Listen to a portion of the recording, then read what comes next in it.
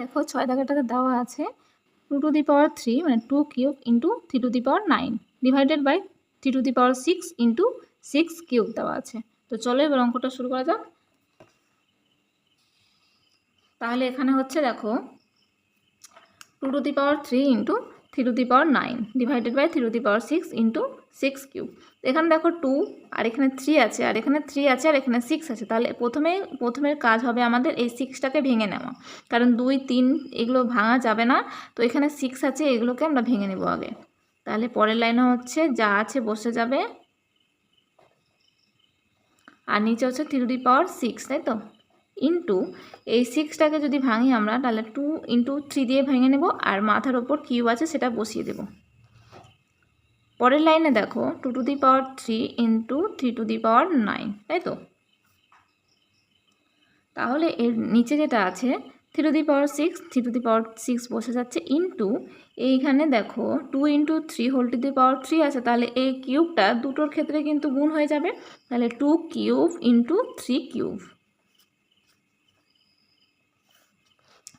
এরপর দেখো এখানে 2 কিউব আছে, এখানে 2 কিউব আছে, এখানে 3 টু দি পাওয়ার 6 আছে, এখানে 3 টু দি পাওয়ার 3 আছে, এখানে 3 টু দি পাওয়ার 9 আছে। তাহলে দেখো এখানে 2গুলোকে একদিকে নিয়ে চলে আসি আর 3গুলোকে একদিকে নিয়ে চলে আসি।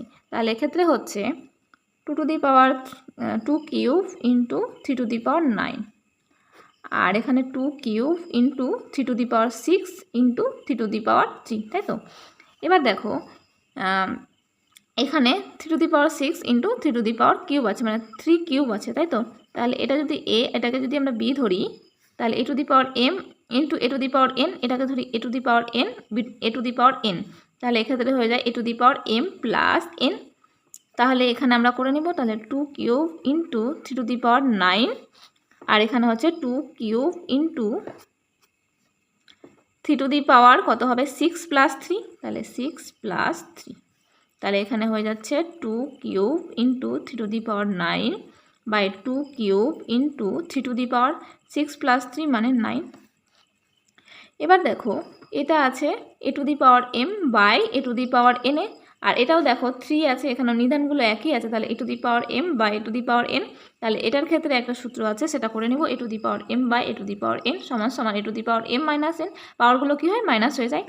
তো এখানে আমরা করে নেব, তাহলে 2 to the power 3 minus 3 into এখানে দেখো 3 টু দি পাওয়ার 9 আছে, এখানেও 3 টু দি পাওয়ার 9 আছে। তাহলে 3 টু দি পাওয়ার 9 মাইনাস 9। তাহলে দুটোর ক্ষেত্রে, এটার ক্ষেত্রে এই একই সূত্র, এটার ক্ষেত্রে এই একই সূত্র, 9 মাইনাস 9। তাহলে 2 টু দি পাওয়ার 3 মাইনাস 3 মানে কত হচ্ছে 2 টু দি পাওয়ার 0। 3 থেকে 3 বিয়োগ করলে 0 হয়, আর এক্ষেত্রেও 9 থেকে 9 বিয়োগ করলে 0 হয়। তাহলে 3 টু দি পাওয়ার 0। আর আমরা জানি যে কোনো কিছুর পাওয়ারে যদি 0 থাকে সেক্ষেত্রে মান হয়ে যায় 1। তাহলে এক্ষেত্রেও মান হচ্ছে 1, আর ইন্টু 3 টু দি পাওয়ার 0, এটার ক্ষেত্রেও কিন্তু মান হয়ে যাচ্ছে 1। তাহলে কোনো কিছুর পাওয়ারে যদি 0 থাকে তার মান হয়ে যায় 1, আর এক্ষেত্রেও কিন্তু 1 হয়ে যাচ্ছে। তাহলে 1 কে 1, তাহলে আনসার হচ্ছে আমাদের 1। তাহলে এটাই আমাদের আনসার হচ্ছে।